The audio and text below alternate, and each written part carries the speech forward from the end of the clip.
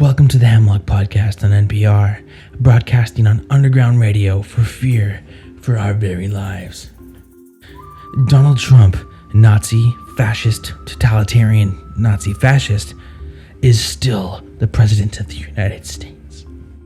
Despite the results of a completely free and fair election, which had absolutely no irregularities or fraud of any sort, he seized the Capitol by force, employing the National Guard as stormtroopers, and ruthlessly murdered all the dissenters protesting in favor of Joe Biden, the young, spry, intelligent, cogent, coherent, elegant choice of the public, who clearly maintains all of his faculties.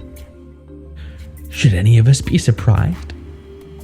Trump, since the very beginning of his fascistic presidency, has been jailing and murdering journalists, political dissidents. He shut down all major contrarian news organizations, the New York Times, the Washington Post, Slate, Vice, CNN, NBC, ABC, MSNBC, the Huffington Post, BuzzFeed, Google, YouTube, Twitter, Instagram, any news outlets or social media organization that showed any resistance.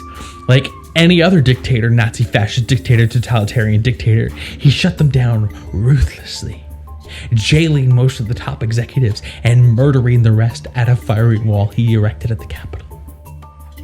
After seizing control, he began rounding up everyone who had ever been mean to him on Twitter and proceeded to execute them live on the one mainstream news channel that remained loyal to him, Fox News, before he promptly executed all of their top executives for declaring Florida for the Democrats during their election night coverage. Because they are so right-wing, they biasedly declared one of the most going Republican states in favor of the Democrats because they're so biased towards Republicans. They're so right-wing. Wait, what? Sorry, my cognitive dissonance is acting up again. Anyways, please remember to like, comment, subscribe, comment, share, comment, favorite, comment, and give me a sweet farewell kiss before and after commenting. Because being this left wing under a fascist dictator, Nazi dictator, totalitarian dictator, fascist Nazi, who violently ignored the results of a totally free and fair election, trademark, I'm already not sure how I've survived this long. And who knows how long I'll survive if Trump is actually the kind of Nazi fascist who would do all that. Right?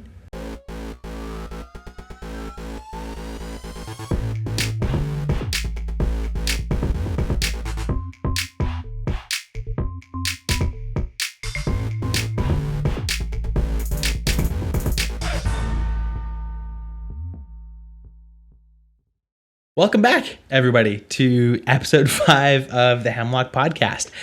It's been a while. It's been a couple months, but we have some exciting news. These are going to be coming out every Friday now. This is going to be a new episode of the Hemlock podcast every Friday for the rest of your life. So I'm really excited about that. I know it's been a couple months since the last one. I kind of been doing them like whenever I feel like, whenever I think the news warrants it. But yeah, we're moving to an every Friday release schedule. So look forward to that. Make sure you're subscribed everywhere. YouTube, Apple Podcasts, leave a 5-star rating on iTunes, please. Podcast, because we got wrecked by some haters early on in the ratings there. So if you can leave us a 5-star rating there, that would be awesome. But yeah, YouTube, Apple Podcasts, Spotify. We're going to be on TikTok at Hemlock Podcast. We're going to be putting out short little clips. Get me on Twitter, all that kind of stuff. Hemlock Podcast everywhere. Most importantly, locals.com. We're going to be at hemlockpodcast.locals.com. That's where you can join the community and become a financial supporter if you want to. You don't have to become a financial supporter, but joining the community is huge. If you don't have that app, it's like an app by Dave Rubin specifically geared towards like free speech for like having opinions that are likely to get you banned by the woke mob lately. You can jump on locals.com. We actually need a community of at least 100 people to upload full-length episodes of the podcast on locals.com. So the faster we get there, the faster I can get better content, provide better content for like financial supporters and paid subscribers. That like means a ton to my wife and I would super appreciate that. So yeah, got a fun episode planned for you today. We're going to be going over, I want to draw a through line. So because it's been a couple months since we've talked to each other, I want to draw a through line kind of from the election shenanigans all the way through. I want to draw a through line kind of all the way through like the craziness of COVID and BLM last summer, fall, to like the election, to the whole election fraud debacle, to January 6th, like this, the insurrection, to all the way to the present. Actually, kind of want to draw a through line all the way through that. So it's going to be a really interesting episode, I think. I think hopefully you will think too. Yeah, so give it a listen and let me know what you think about this in the comments of either iTunes, YouTube, Instagram, wherever you see this. Leave us a comment because I want to hear your voice. I'm going to be featuring, this should be fun. I'm going to go through a bunch of the YouTube comments. Like I said, the haters found us early. So not just haters, people who had like legitimate arguments. And that I really appreciate those people. There are some people who are just like going off and being really rude and hateful and whatever. But I really appreciate the people who have like given legitimate arguments, and that's the kind of dialogue I want to be having with people, right? So I'm going to address some of those later on. Moving forward, we're going to get to a point where those comments, like addressing comments from people, will only be available to paid subscribers. So go ahead and get ahead of the curve. Go to hemlockpodcast.locals.com. You get to see all the fun stuff because I think the comment interactions are kind of the fun thing. So make sure to do that. Also, make sure as always to click the link below to get yourself a great chunk of money off of a good food box. My wife and I have tried every subscription food box under the sun where we are. Good Food's the best one there is, period. They're not even paying me to say that. It's just how many people sign up, right? So they're just awesome and their food's awesome. So go subscribe, get some money off of your first box there. They're great. Okay, so let's go on a journey together. I want to kind of draw a through line, like I said, starting around last summer, fall, all the way to the present. Kind of all the craziness that has happened since then, whether it's COVID or elections or basically everything I've been talking about since this whole thing started. And I want to draw it back. This whole podcast is called the Hemlock Podcast because that's a Socratic reference going back to Socrates and early philosophy. I want to go a little deeper than just like the news of the day, the news cycle, right? So I kind of want to tie this all together and go back to kind of some founding principles that I think are really relevant through the whole scenario. So let me do this. Let me talk about federalism, and I'll explain why that's relevant in a sec. But federalism is basically it's a principle primarily focused on by the United States in their founding. Federalism is the principle that like you have a central government, right, which is like the federal government. So it's in the U.S. It's the three branches, right? It's the executive, the legislative, and the judicial, right?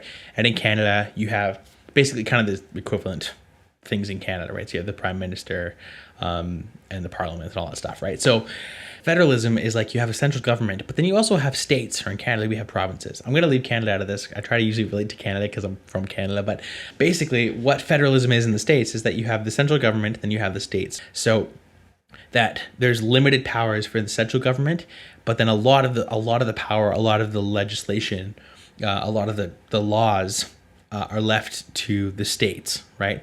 Each of those states is kind of like their own independent thing. That's the idea. So federalism is leaving as little as possible to the federal government and having more and more delegated to the states, which what that means is if you do the math on that, right, the more you can cater to people on a local level, the more people get looked after numerically, right? Because you have a majority in the town and then a majority in the county and then a majority in the state and then a majority in the country, right? So if you have majorities at all levels, more people are looked after than just a majority at a federal level because mathematically that doesn't filter through all the levels, right? Without getting too into the weeds on that, basically. But it's a really old concept and it was carefully considered by the founders of the U.S., right? So you have, let me read you a quote by Alexander Hamilton. This balance between the national and state governments ought to be dwelt on with peculiar attention, as it is of the utmost importance. It forms a double security to the people. If one encroaches on their rights, they will find a powerful protection in the other. Indeed, they will both be prevented from overpassing their constitutional limits by a certain rivalship, which will ever subsist between them. So basically that's saying is if the federal government is encroaching on people's rights, the state government can fight them and vice versa, right? So it's a really important thing, and it caters more at a local level, which is always the best, right? The more local you can have a government, the more it can cater to the needs in that locality, right? That's one of the problems I have with a lot of people who lean to the left these days, is that they want to do everything at a federal level, and that totally just like tramples on rights throughout the entire country, right? The middle of Ohio is very different from the coasts of California. In Canada, right, the prairies of Saskatchewan have very different people and very different values and very different ways of living than the middle of Toronto, right, or the coast of Vancouver, right? Those are very different types of people. They're very different types of living and agriculture and economies and all that stuff. So if you have a central government over in Ottawa in Canada or in Washington in the States dictating legislation and laws and lifestyles and economic decisions for the entire country writ large, you just have way more people getting left out, way more people feeling disenfranchised, and a way more useless government, right, at all levels. So that's kind of the benefit of federalism. I'll leave you with one more quote. This is from Lord Acton. Federalism is the best curb on democracy. It assigns limited powers to the central government. Thereby, all power is limited. It excludes absolute power of the majority, right? That exactly sums up what I just said, right? Is that it's called the tyranny of the majority. Pure democracy at a federal level leaves out a lot of people when you get down through the levels of locality, right? So it's a really important concept. So what I wanted to kind of go through is that this is something Donald Trump was accused of, and this goes back to kind of the, not to explain the intro, because I don't want to explain the comedy, because that's annoying, to more to you than to me. But over and over and over again, you hear throughout Donald, and I'm not even like again, I like a lot of what Donald Trump does. I'm not the kind of guy to defend Donald Trump, but it more exposes the flaws of leftist thinking than says anything about me that I'm left in the position of defending Donald Trump, right? Because throughout his entire presidency, you have, and Gina Carano from The Mandalorian just lost her job over making a Holocaust comparison. She's no longer on The Mandalorian because she leans conservative and made some kind of Jewish. It actually was pretty innocuous. She basically said like, oh yeah, when you start to dehumanize people, like a lot of people do to conservatives these days, happened to me already. We're on episode 5. When you dehumanize people for their opinions or for their like religious or political beliefs, it can go to really dark places sometimes, like it happened in the Holocaust with the Jews, right? And that was basically the extent of her comparison. Is pretty innocuous. I even know of Jewish people who like completely were not offended by that, right? It's like, yeah, fair. When you dehumanize people, it goes to dark places sometimes. That was it. And she's no longer on The Mandalorian. She got fired from Disney for that tweet, right? So basically what I'm trying to say is that basically she got fired for making this pretty innocuous Holocaust comparison, whereas you had the left calling Donald Trump a Hitler and a Nazi and a fascist for the entirety of his presidency, right? And that was mainstream. That was like, you're not going to lose your job over calling Donald Trump a fascist. That's the thing to do these days, right? Eminem was doing it. Eminem is supposed to be like the most countercultural. Eminem has said some of the craziest stuff ever. You look at especially his early stuff, it's like horrendously violent and disgusting. And even he was making fun of Donald Trump. So it's like, it's not the counterculture thing to do to make fun of Donald Trump. Anyways. But the left has been doing that for 4 years. And they canceled Gina Carano over it for like doing it once, but they've been doing it for like themselves for 4 years. So the left, the woke, get away with doing that for 4 years, calling Trump a Hitler and a Nazi and a fascist. But here's the thing. If he was, and let me be very, very straightforward, I'd be the first to call him out if I thought he showed fascistic tendencies, right? I have grandparents that were kicked off of their land by the Nazis, right? I'm not a Nazi sympathizer in the slightest, despite what morons in my Twitter comments will tell you. Donald Trump, especially last year, so during COVID and BLM, right? So considering what federalism means, then he's actually a fan. Donald Trump's an outspoken fan of federalism, right? Even though he maybe never used the word in practice, he did, right? So it's like with COVID, for example, you literally had Democrat-run states talking about why isn't the federal government taking more control, and like, why is the federal government not doing a better job at COVID? And like, why are they not giving us more vaccines and giving us more this and giving us more this and giving us more this? And I'm an entitled Democrat politician, and it's the federal government's fault that I have a terribly run state. I'm not prepared at all for any of this. And I'm a crappy governor, crappy mayor that has done nothing to prepare for anything like this. And the fact that the federal government isn't seizing more control in my state or city is the federal government's fault. So Donald Trump, the fascist dictator, who could have used COVID as an excuse to like, no, we're gonna go in, we're gonna seize a ton of control, we're gonna take over these states and their medical responses to COVID, and we're just gonna take over this whole show. He didn't do that. He did not do that. He's like, nope, New York, you do your own thing. Florida, you do your own thing. California, you do your own thing. We're going to provide guidance. We're going to provide support. We're going to provide subsidy programs to get this vaccine rolled out quickly. And they got it done in less than a year, which is a medical miracle because of like government subsidies incentivizing that, right? And so COVID was a massive opportunity for this apparently Nazi fascist totalitarian dictator to take massive control in the US, in the states. And he didn't. He maintained federalism. He maintained state control, right? Rather than becoming more fascistic and grabbing more and more power, which a dictator would do in that scenario very easily. People on the opposite side of the political aisle were begging him to do it and then blaming him for not doing it. He didn't. He left it to the states. BLM was the other one. BLM and Antifa, which if you're not into politics, you may have heard that BLM and Antifa are like, Antifa means anti-fascist, so they're the good guys, right? So it's like, which is the most simplistic, moronic way to look at Antifa. Antifa is like a bunch of college kids whose mothers didn't love them enough that want to fight for something. They have no, to me, actually, I think this goes down to like a spiritual level.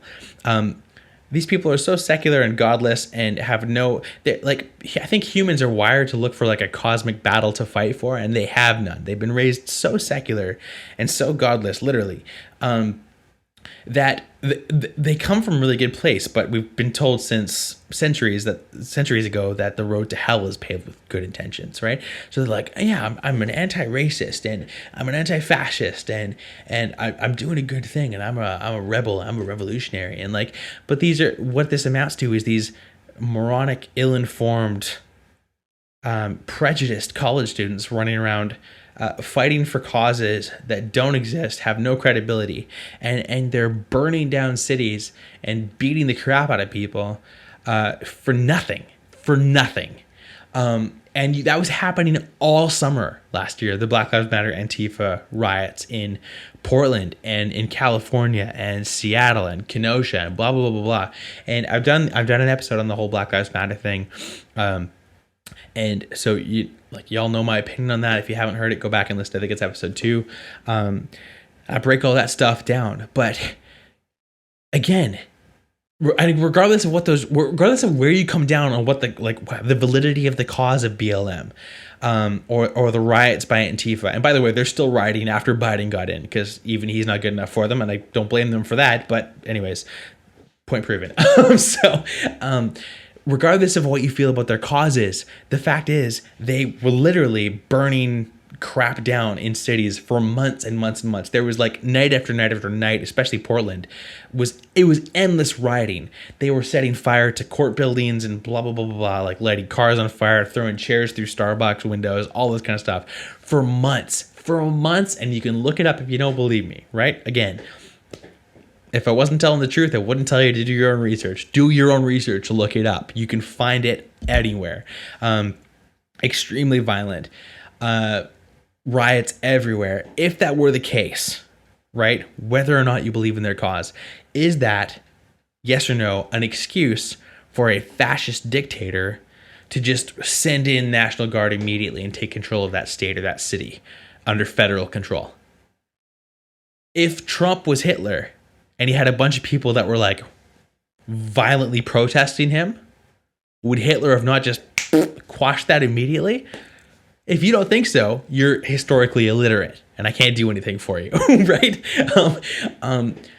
Trump didn't do that. Trump waited and waited and waited. He actually got criticized by the right for not sending people in earlier because these cities were being torn apart. People are leaving. You look at like the stats of people moving from California or moving out of Portland and stuff. It's insane. People are just evacuating those cities because their whole defund the police nonsense and these violent activist groups just rampage through the city constantly night after night. Everyone's just leaving them, right? So again, regardless of how you feel about the cause, would a dictator, would a fascist actually have let that go on for as long as it did? Or would he have sent in the National Guard, sent in his stormtroopers, sent in the SS or whatever immediately and quash that and take over those cities violently? Of course he would have. And again, if you think differently, you're historically illiterate. So that's the point I'm making, is that if Trump was everything people were saying he was for 4 years, would he not have reacted differently to those scenarios? And does him reacting the way he did not prove you entirely wrong if you think he was a dictator forever? Oh, but Patrick, what about election fraud? And he tried to overturn a free and fair election. No, again, no, he didn't. First of all, let me read you some things here, because this is the thread I want to tie in. So we're moving on to the election fraud. There's BLM and COVID and Trump's responses to that. And then everyone attacks him for claiming that the election seems fishy, right? Claiming that there was fraud in the election. And again, at this point now, there's been not a lot of proof there's been almost like certain isolated cases and stuff. And who knows if there's corruption in certain areas. I don't know how much is true, how much is not true. It's incredibly difficult to tell, right? Hasn't been a lot of conclusive evidence that's come out that shows there was fraud, right? And for the YouTube gods that I'm hoping don't ban this video, I'm not claiming there was election fraud. What I'm trying to say is that you have a country who seriously thought there might have been, right? Let me read you some quick stats. And this is from the Federalist website. And I'll have all the sources listed as I always do. Some weird red flags, right? I'm not talking about isolated cases of fraud. I'm saying just looking at the broad picture, it's no wonder that half the country thought there was some... Oh, by the way, I think it's like 38% of Democrat voters thought the election was screwed up, right? And I can link to that source as well. I'll try to find that. But there's a lot of Democrat voters that thought there was something wrong with the election. This is why, right? Just based on the numbers here. From the Federalist, number one, 80 million votes. Holy moly, a lot of Americans turned out for a Washington politician who's been in the office for nearly 50 years. Consider this. No incumbent president in nearly a century and a half has gained votes in a re-election campaign and still lost.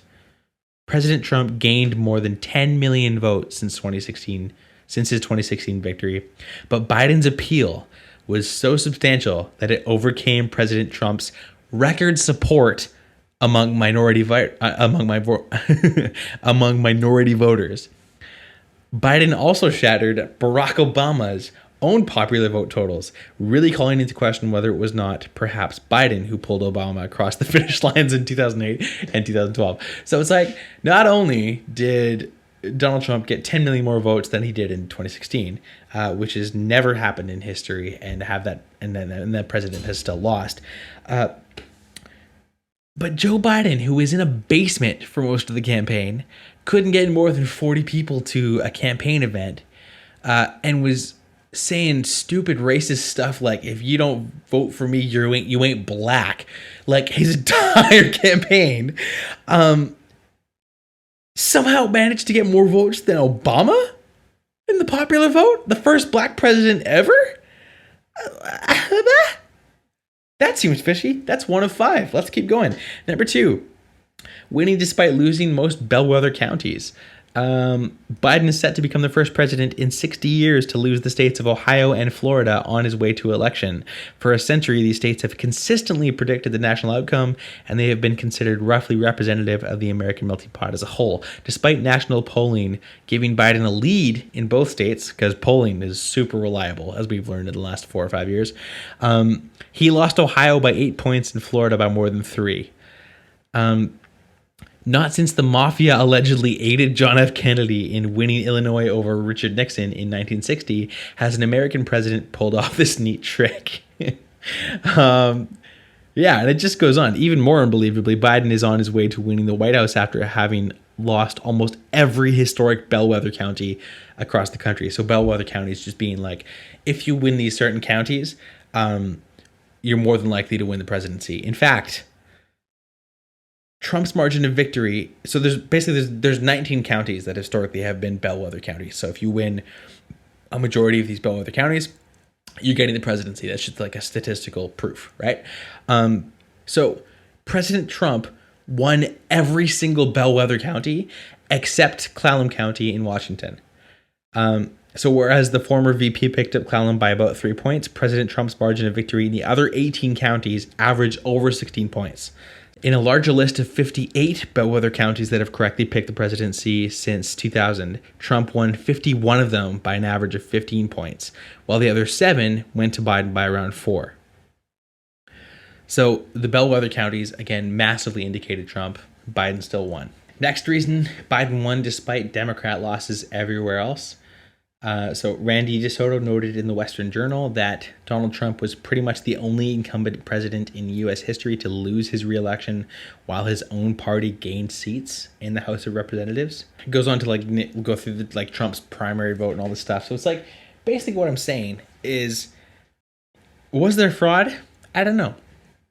I'm sure there was, and there's actually been evidence of some here and there. Maybe not enough to overturn the entire election. I'm not going to say there was. I'm not just coming along straight down partisan lines here. I'm not saying the election was stolen. But that's enough for a rational person to go, maybe, I don't know. And if you don't think so, if you're a woke leftist that goes, perpetuating a false election fraud narrative is violence, and you're going to lead to the destruction of the country and the murder of everybody. No, you're dumb. You're dumb, and you have no idea what the benefit of the doubt or rationality means. So stop it, please, for the love of God and for the love of society. So that leads us to January 6th, right? Which is the whole insurrection thing.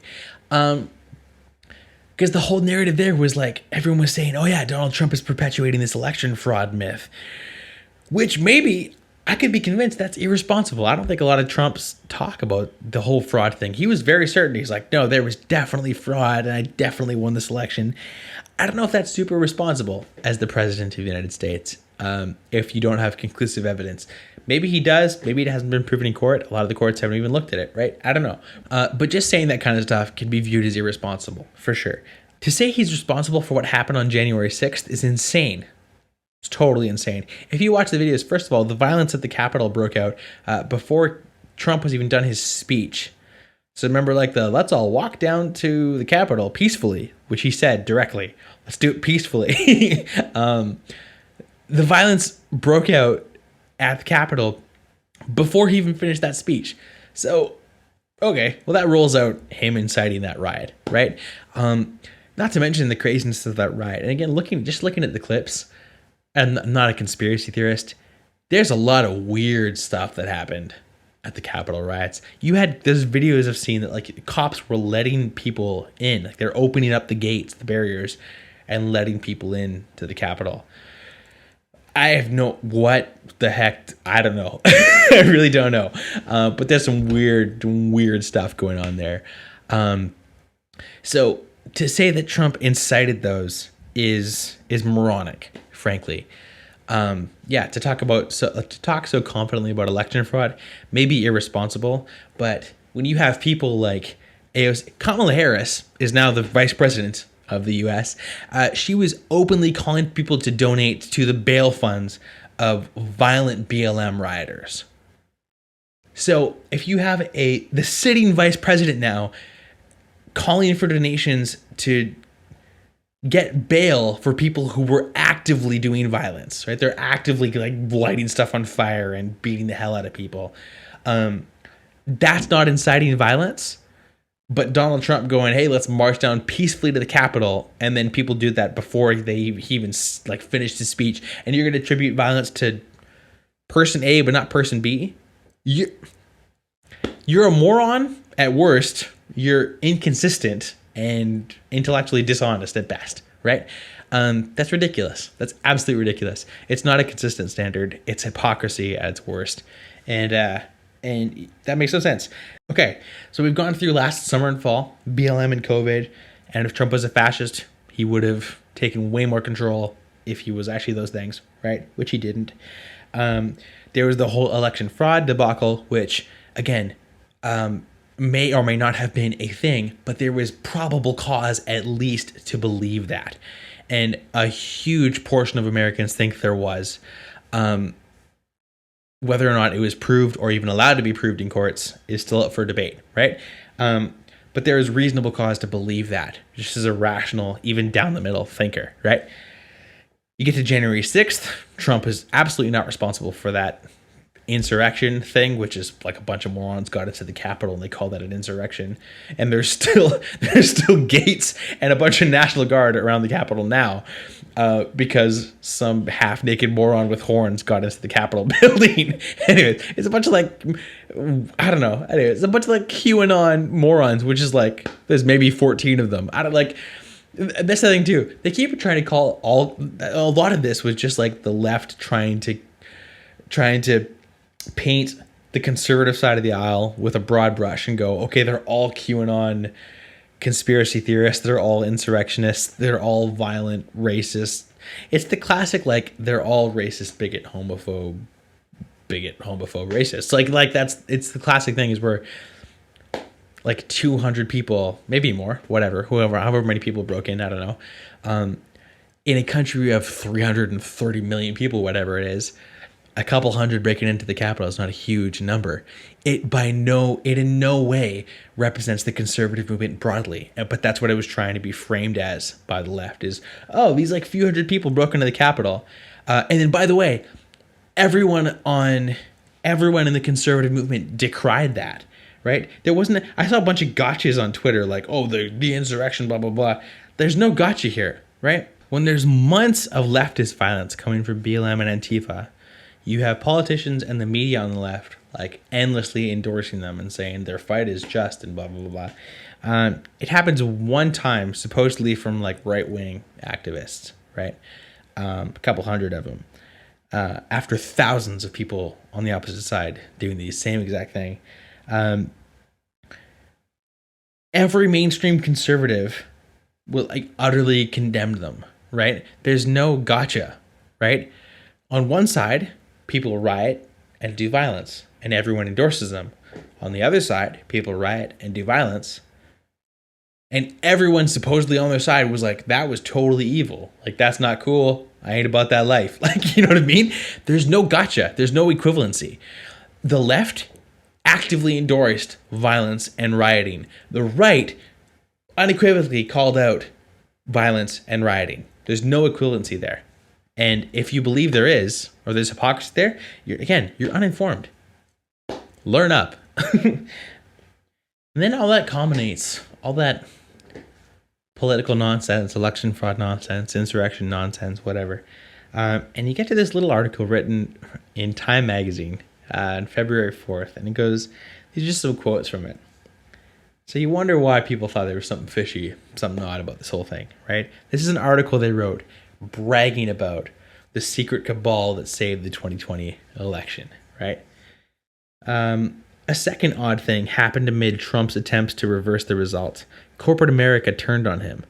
Hundreds of major business leaders, many of whom had backed Trump's candidacy and supported his policies, called on him to concede. To the president, something felt amiss. It was all very, I don't get to break up Trump very much. It was all very, very strange, Trump said on December 2nd. Within days after the election, we witnessed an orchestrated effort to anoint the winner, even while many key states were still being counted. I don't know how good that is, but whatever. There was a conspiracy unfolding behind the scenes, one that both curtailed the protests and coordinated the resistance from CEOs. Both surprises were the result of an informal alliance between left-wing activists and business titans. Here's what I find interesting, right? I have some friends who kind of style themselves as like socialist revolutionaries, like fighting the man and fighting the system and all that kind of stuff. If you come down on the side of Joe Biden, you're a corporatist shill. So welcome to reality, right? This is the thing. If you're like fighting against fascism, Donald Trump is the worst, and Joe Biden's going to save us all. But the biggest companies in the world are fighting for Joe Biden to get in. Amazon, Facebook, Twitter. These are trillionaire companies, right? $1 trillion companies.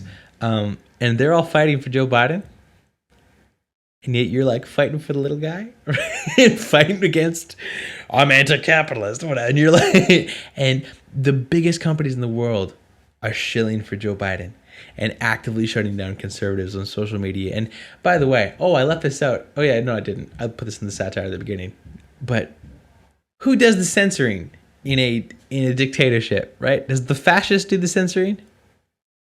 Yeah, he does, usually, right? If there's a dictator in power, he's shutting down people who are saying things against him. And yet it was Donald Trump who got banned from Twitter. Okay, so, who, remind me who the bad guys are again. Are they, the good guys do the censoring, right? That's how Nazi Germany worked? Right? Hello, wake up! Like, the bad guys do the censoring. The bad guys do the book burning. Dr. Seuss had a bunch of crap. He didn't get canceled because Green Eggs and Ham is still around. There was like 6 books. One of them referenced like an Eskimo. And so we can't have that book because it says Eskimo in it. Like, you talk about this book I want to be talking about in the next episode, transgenderism, because I made a satire about that last episode. A bunch of people got angry at me about it. But there's a book called When Harry Became Sally. When Harry Became Sally, and it's like an actually pretty like sensitive book. It's kind of sensitive to the whole issue, but it's just like rationally discussing the social ramifications of the transgender movement. And Amazon just straight up banned it off of Amazon. Like, Amazon's responsible for something like 80+% of book sales today, and they just won't carry it across the entire website, right? They just vanished it from Amazon, right? Remind me, was it the book burners? Were they the good guys or the bad guys? Right? The people censoring free thought and free speech, were they the good guys or the bad guys? Okay, so if you're the one getting banned off Twitter, and if you're the one having like little BS under your tweet saying, for more information about this tweet is disputed, blah, blah, blah. If you're having all that crap happen to you, are you the good guy or the bad guy? Just stuff to think about, Welcome to the Hemlock podcast. If anything, I just want to give you stuff to think about, right? I'm not here to tell you what to think. I'm here to hopefully tell you how to think, because I'm astounded at how little thinking there is these days. Intellectual consistency is, what does that mean? Like, that's a thing of the past, my friends. And some of the stuff that has to come back if we ever want to get back to like a functioning society, because we're very quickly losing it. And don't kid yourself that we're not.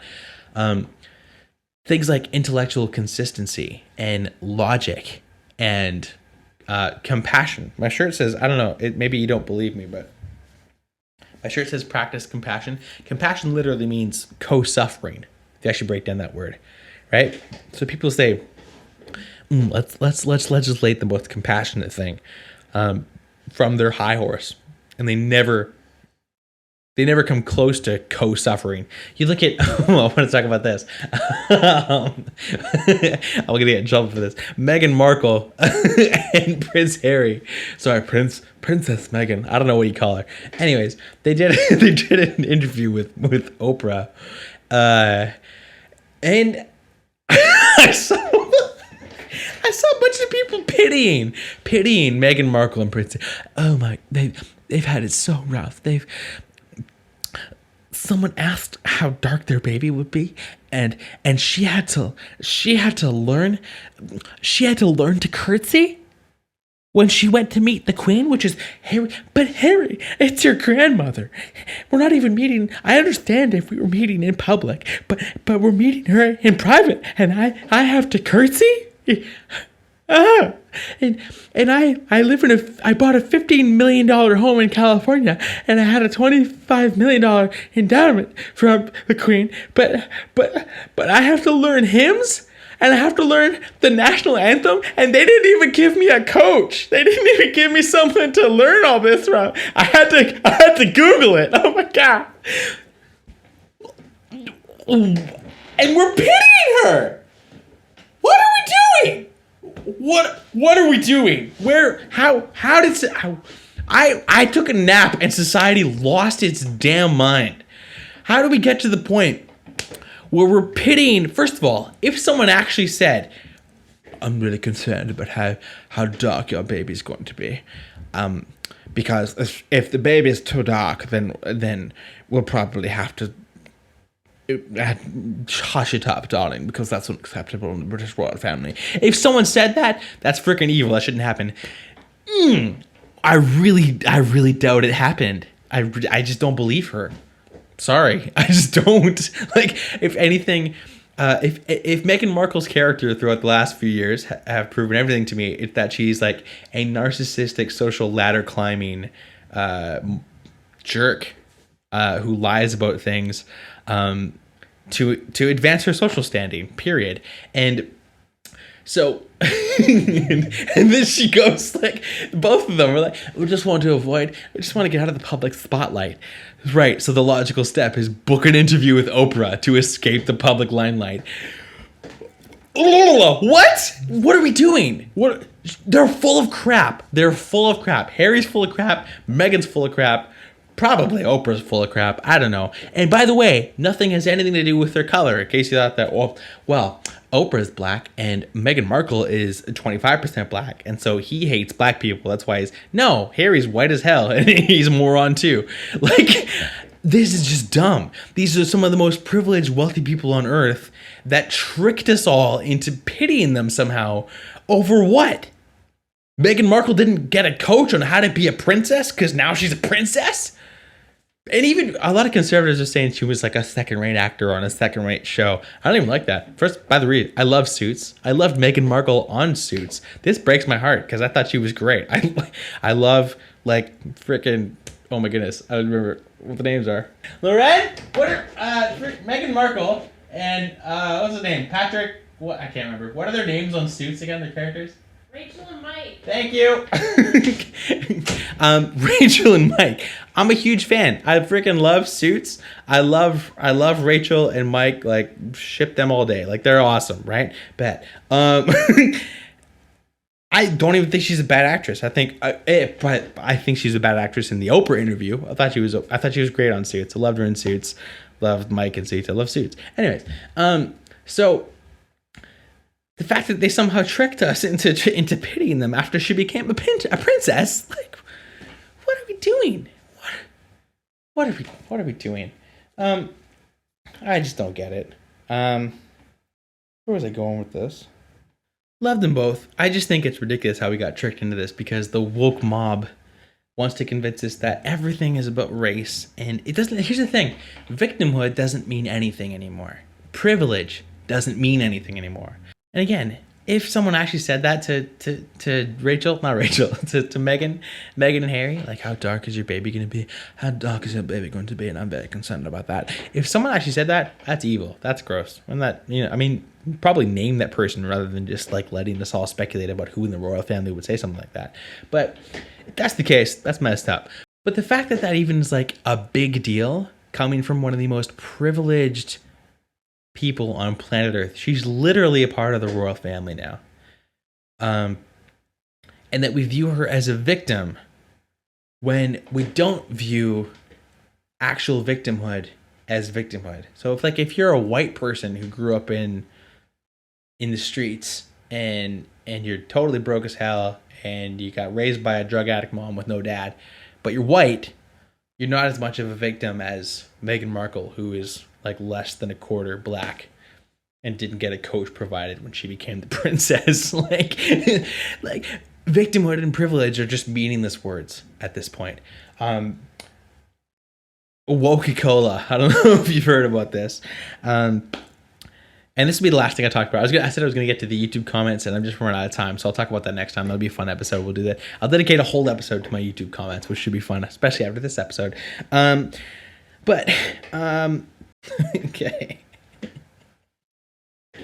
Okay. So basically, and if you don't know this story, it's highly entertaining and terrifically scary. But anyways, Coca-Cola had a training. They've since denounced it, to their credit, like removed it from their LinkedIn stuff, whatever. They had a training from Robin DiAngelo, who, if you don't know, wrote this book called White Fragility, which maybe you've heard of it. It's actually pretty popular. It's one of the dumbest books that's been written ever. That basically says, like, if you're white, you're racist, and if you think you're not racist, that's because you're racist. And the only way you can become less racist is to listen to me, a white chick, which is the most like nonsense circular reasoning I've ever heard in my life. But that's, hey, welcome to 2021, everybody. Anyways, just lovely, delightful. But her training for Coca-Cola literally said, try to be less white. To be less white is to be less oppressive, be less arrogant, be less certain, be less defensive, be less ignorant, be more humble, listen, believe, break with apathy, break with white solidarity. So that's some of the most racist stuff I've ever heard in my life. But anyways, so to just assume the opposite, right? To gainsay what she's saying, it means if you are white, right, you are overly oppressive. If you have to be less of all these things, obviously you can assume you're overly those things. You're overly oppressive. If you're white, you're overly oppressive. You're overly arrogant. You're overly certain. You're overly defensive. You're overly ignorant. You're not humble. You're not humble enough. You should listen more, believe more. Believe what? Doesn't even say. You're apathetic, and you are aligned with white solidarity. First of all, what does white solidarity even mean? That's not something I have as a white person. Is it white solidarity? Like, I've never identified more with white people than people of other colors, especially because, again, race does not matter. Let me be really clear. Race does not matter at all. It's the most meaningless amount of BS that people try to convince you matters. Culture matters, right? So, like, race is, how long did my ancestors spend way north above the equator or near the equator? That's race, right? Welcome to the world. Welcome to history. Welcome to science. It doesn't matter. It's stupid. It's meaningless. It doesn't mean a bloody damn thing. What matters is culture, right? Too often, and sometimes you have culture tying itself to race because humans are dumb and we like to divide ourselves by race even though it doesn't matter. Culture matters. And so I was raised in a culture where I didn't identify with white people because I grew up in a city that was pretty post-racial. I grew up in a pretty post-racial society where I had a lot of brown people, I had a lot of black people, a lot of Asian people around me from a very young age. And we all got along fantastically because we were all raised the same way, because we all live in a nice Western society that has preached tolerance and freedom and acceptance for decades at this point. Centuries, maybe, if you're haven't been educated by woke leftists, right? Culture matters infinitely more than race. Race is meaningless, completely meaningless. And the only reason that Robin DiAngelo is trying to teach you otherwise, and the only solution to your... It's a religion. It's honestly a religion. I want to break this down more in a further episode, I think. But it's like, wokeism is just as much of a religion as anything else. Original sin is you're white and therefore racist, right? Absolution can only be done by penance paid to the priests in charge, the woke leftists, right? And by the way, unlike Christianity, where you ask for, you're repentant and you're forgiven and receive eternal absolution, in wokeism there is no absolution. It's like, even once you've admitted you're a racist, admitted you're a terrible human being, still gonna get canceled, still gonna lose your job, whatever. There's no forgiveness. There's no grace. There's no system for that in this secular, idiotic religion. So I'll probably side with Morgan Freeman on this. Right? A black man. That's a terrible impression. A black man. I don't know. When he had an interview where he just said, we'd be better off if we just forgot about all this stuff and stopped talking about it so much. Because it's amazing how hard media and mainstream culture had tried to get us all so conscious of race, so as to actually get us to become racists by just being way more aware of it than we ever used to be, right? But I'm not having it, right? I've never been and never will be a racist. Never did Jim Crow, never did slavery, didn't even have ancestors that did, right? All my ancestors got kicked off of their land by Nazis. So I've never even looked sideways at a black dude in a hoodie my entire life, because I dress like that too, right? The point is, I've never with that shit my entire life, and there's no amount of white girl Robin DiAngelo white fragility bullshit that'll convince me otherwise. And maybe ask yourselves, you race baiting asshats who will believe white, liberal, sell my white tears to justify my bullshit PhD and a book sales paycheck, Robin DiAngelo, over someone like Candace Owens. Hey, maybe, am I the racist? Because you're the ones who believe some dumb white bitch over an empowered, free-thinking black woman based on nothing but the fact that Robin DiAngelo makes you feel all fluffy inside, because your godless existence left you bereft of all cosmic meaning years ago, even though she's an opportunistic, race-baiting, false piety moron who happens to be dead wrong about everything, and she's white. You're falling for the white liberal media, white academia, and white political bullshit idiocy constantly being perpetuated by the left.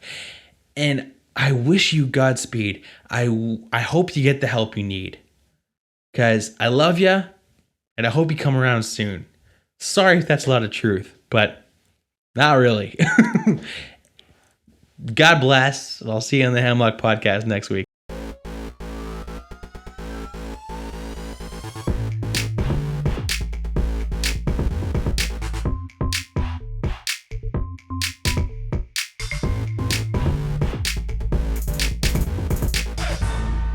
Thank you so much, everybody, for listening to this week's Hemlock podcast. Don't forget to subscribe and share it with your friends and family. Tell them to subscribe, because if you loved it, then they're going to love it too, obviously. Also, head on over to iTunes to leave us a 5-star rating and review. That helps us a lot with the charts. And if you're not going to leave us 5 stars, then forget about it. Don't worry about it and enjoy the rest of your day. Lastly, head on over to the hemlockpodcast.locals.com to become a supporter and receive access to exclusive content and ad-free versions of the Hemlock podcast. Love you so much for listening. Let's continue to ride out this increasingly insane world with irreverence and joy. This is your host, Patrick Jolliker, and much love, y'all. Peace.